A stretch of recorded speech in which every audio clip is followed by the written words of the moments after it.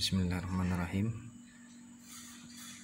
Baiklah, kali ini kita akan membahas tentang al-ahkam al-syar'iyyah, yang artinya adalah hukum syariat atau hukum syara. Yang pertama,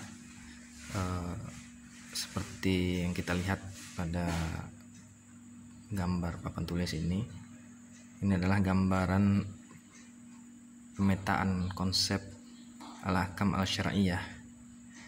Jadi komponen-komponen yang terkandung di dalam al-ahkam al-syar'iyyah atau hukum syariat itu adalah, yang pertama ada hakim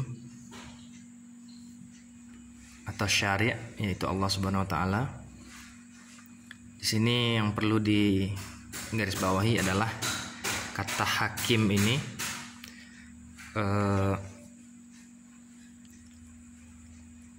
berbeda dengan hakim dalam pengertian bahasa Indonesia yang kita gunakan sehari-hari. Sebagaimana kita ketahui, hakim di dalam bahasa Indonesia adalah yaitu hakim di pengadilan yang memutuskan perkara di sidang di pengadilan. Nah, padahal sebenarnya dalam istilah bahasa Arab atau Islam, hakim itu sebenarnya adalah yang membuat hukum, yaitu Allah Subhanahu wa taala, atau istilah lainnya adalah syari'. Dari kata syariat, syariat itu adalah hukumnya, syari' itu adalah yang membuat syariat, yaitu Allah Subhanahu wa taala. Jadi sebenarnya kurang tepat penggunaan istilah hakim dalam pengadilan itu. Dalam Islam itu biasanya dikenal dengan istilah qadhi, yaitu yang memutuskan perkara, bukan yang membuat hukum. Tapi qadhi itu adalah berasal dari kata qada, artinya perkara. Jadi qadhi adalah orang yang memutuskan perkara. Dia tidak membuat hukum, tapi hanya memutuskan perkara berdasarkan hukum yang sudah ada, yaitu yang sudah dibuat oleh hakim yang sebenarnya, yaitu Allah Subhanahu wa taala. Jadi mungkin ada perbedaan penggunaan bahasa, istilah bahasa di sini antara hakim dalam bahasa Arab dan Islam, atau istilah dalam hukum Islam, dan juga hakim dalam bahasa Indonesia. Dalam hukum Islam, hakim di pengadilan itu dikenal dengan istilah qadhi. Oke, kita lanjut. Kemudian hakim atau syari' di sini adalah Allah Subhanahu wa taala yang menurunkan Al-Quran dan hadis sebagai pedoman, menjadi sumber hukum. Di sini ada hukum, di mana hukum terbagi menjadi dua, yaitu taklifi dan wad'i. Nah, ada hukum taklifi dan hukum wad'i. Kita tidak akan membahas definisi apa itu hukum secara istilah, itu bisa dibaca di dalam buku atau bahan-bahan yang sudah di share sebelumnya. Saya hanya akan menjelaskan secara ringkas saja. Jadi hukum ini adalah sebenarnya aturan yang diturunkan oleh hakim atau oleh Allah Subhanahu wa taala kepada manusia, kepada mahkum alaih atau mukallaf, yaitu manusia sebagai subjek hukum, dan yang dinilai adalah mahkum fih atau mahkum bihnya, yaitu perbuatannya, atau istilahnya objek hukum. Objek hukum. Kalau mahkum alaih adalah subjek hukumnya. Nah, kemudian hukum terbagi menjadi dua, yaitu taklifi dan wad'i. Taklifi yaitu hukum yang berkaitan langsung dengan perbuatan mukallaf tersebut atau perbuatan manusia, yang kita kenal dengan hukum yang 5 itu, yang populer, yaitu wajib, nadab atau sunnah, kemudian mubah atau boleh, ada juga makruh, dan ada juga haram. Di sini contohnya pernikahan atau nikah. Nikah itu hukum asalnya adalah sunnah atau nadab, namun dia bisa berubah hukumnya menjadi wajib atau bisa menjadi mubah, boleh, atau bisa menjadi makruh, bahkan bisa menjadi haram, tergantung situasi dan kondisi. Nah, apakah hukum bisa berubah? Ya, tentu hukum bisa berubah sesuai dengan kondisi, situasi dan kondisi, sesuai dengan lingkungan dan juga mukallafnya atau manusianya, dan juga hukum bisa berubah karena perbedaan dalil dan juga pemahaman terhadap dalil tersebut. Makanya muncul mazhab-mazhab yang perbedaan pendapat, dan nanti itu akan kita bahas secara khusus materinya. Ada kaidahnya itu taghayyurul ahkam bi taghayyuril azman wal amkan wal ahwal. Hukum itu bisa berubah tergantung dengan tempat, waktu, dan kondisi keadaannya. Oke, kemudian di sebelahnya pembagian yang kedua, hukum itu ada hukum wad'i. Hukum wad'i ini dia tidak berbicara tentang halal, haram, atau wajib, yang hukum yang 5 ini. Jadi di antara 5 ini, yang dimana dikatakan halal, 4 ini wajib, nadab, mubah, makruh itu masuk kepada halal. Lawannya adalah haram. Makruh itu masih halal, masih boleh. Nah, pengertiannya silahkan baca sendiri. Wajib itu intinya wajib, kalau wajib itu dilakukan berpahala, ditinggalkan berdosa. Nadab atau sunnah itu dikerjakan berpahala, ditinggalkan tidak apa-apa. Sedangkan mubah atau boleh itu boleh dikerjakan, boleh tidak. Kemudian makruh ditinggalkan berpahala dan dikerjakan tidak apa-apa. Dan terakhir haram dikerjakan berdosa, ditinggalkan mendapat pahala.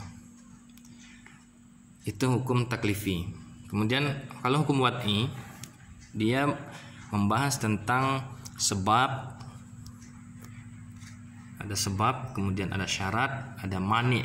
Mani ini adalah halangan, penghalangnya.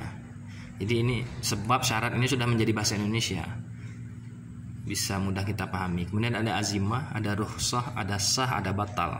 Sah, batal, rukhsah itu sudah menjadi bahasa Indonesia juga.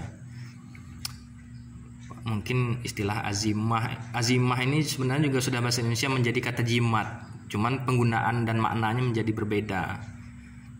Azimah di sini sebenarnya asal katanya adalah azim,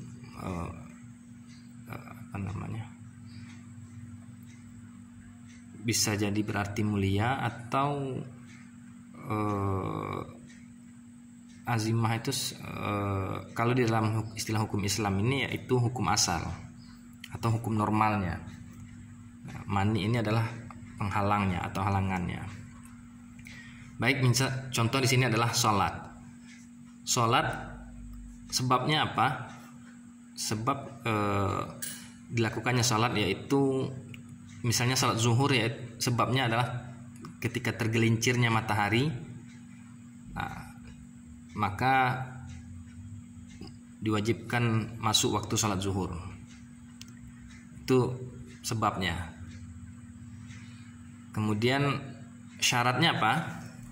Syaratnya nanti kembali kepada mukallafnya. Ada syarat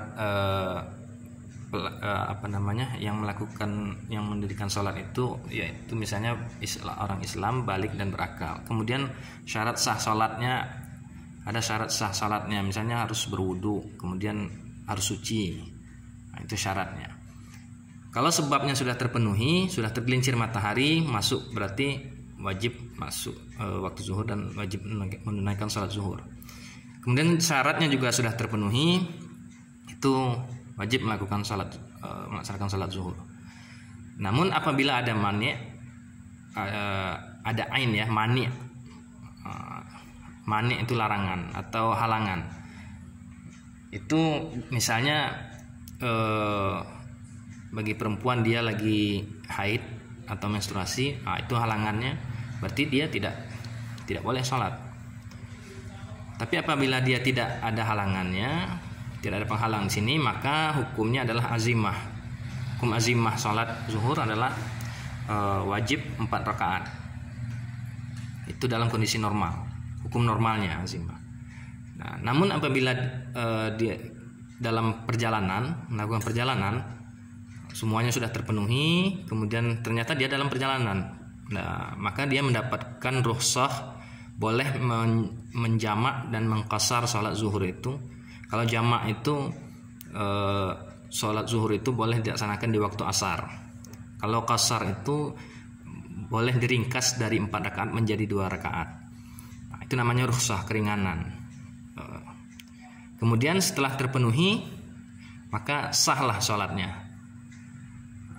Sah sholatnya. Namun jika ada setelah terpenuhi semuanya, namun dalam pelaksanaannya mungkin terjadi, mohon maaf, buang angin, nah jadi batal sholatnya.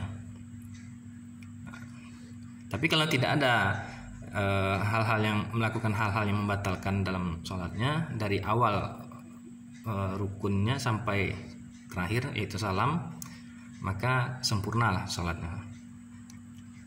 Nah, itu sedikit penjelasan tentang hukum wad'i.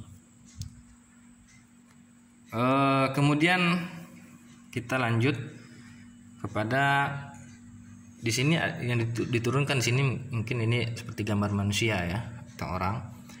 Jadi yang dibebankan hukum atau yang diwajibkan melaksanakan perintah ataupun larangan. Jadi hukum ini adalah ada perintah, ada larangan. Nah, kemudian yang dikenakan kewajiban atau perintah atau larangan itu dan dinilai pahala atau dosa yaitu manusia, mahkum alaih yaitu manusia yang bermakna atau istilah lainnya mukallaf, subjek hukumnya. Nah, syaratnya apa? Dia harus Islam, balik dan berakal. Kalau anak-anak atau orang gila atau orang tidur atau orang mabuk itu dia tidak dikenakan hukum. Rufi al-qalam istilahnya. Nah, kemudian dari segi pelakunya atau subjek hukumnya, ini adalah manusia yang dikenakan atau dinilai perbuatannya itu yaitu adalah mukallaf. Nah, kemudian manusia yang mukallaf tadi itu apa yang dinilai atau apa yang dihukum, dibebankan hukum terhadap manusia tadi itu, istilahnya adalah mahkum fih atau mahkum bih, objek hukumnya, yaitu mayoritas ulama berpendapat adalah yang dinilai atau yang dihukum dari manusia itu mukallaf itu adalah perbuatannya. Jadi perbuatan, perkataan juga termasuk perbuatan di situ. Jadi walaupun ada ulama yang berpendapat selain perbuatan yaitu materi juga termasuk kepada objek hukum. Contoh misalnya babi atau khamar.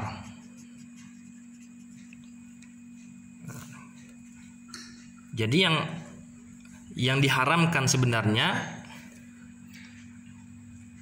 adalah hukumnya haram adalah kalau kita lihat ke sini perbuatan. Jadi kalau perbuatan yang haram itu bukan babi atau bukan khamarnya, tapi adalah perbuatannya, yaitu memakan babi atau meminum khamar. Itu yang diharamkan. Nah, namun ada ulama yang berpendapat jenis atau materi bukan perbuatan itu bisa juga dikenakan hukum, berlaku hukum di situ. Jadi bukan hanya perbuatan, tidak harus perbuatan memakan atau meminum sesuatu yang haram tadi. Jenis zat materinya itu sendiri bisa dikatakan hukumnya haram. Jadi babi itu haram, khamar itu haram. hukumnya. Nah, kalau yang pendapat mayoritas tadi yaitu perbuatannya. Jadi walaupun ada babi, walaupun ada khamar, kalau di hukumnya itu, kalau benda atau materi itu hukumnya najis, bukan haram, tapi najis, tidak suci dia. Nah, ketika dia ada perbuatan terhadap materi benda ini tadi atau sesuatu ini, maka disitulah terjadi dikenakan hukum tadi itu, yaitu ketika memakannya atau meminumnya, memakan babi atau meminum khamar, nah itu baru yang dihukumi perbuatannya itu adalah haram. Jadi perbuatan memakan babinya itu yang haram, atau meminum khamarnya itu. Jadi bukan jenis zat materi babi atau khamarnya itu. Nah itu menurut mayoritas jumhur ulama. Oke, mungkin cukup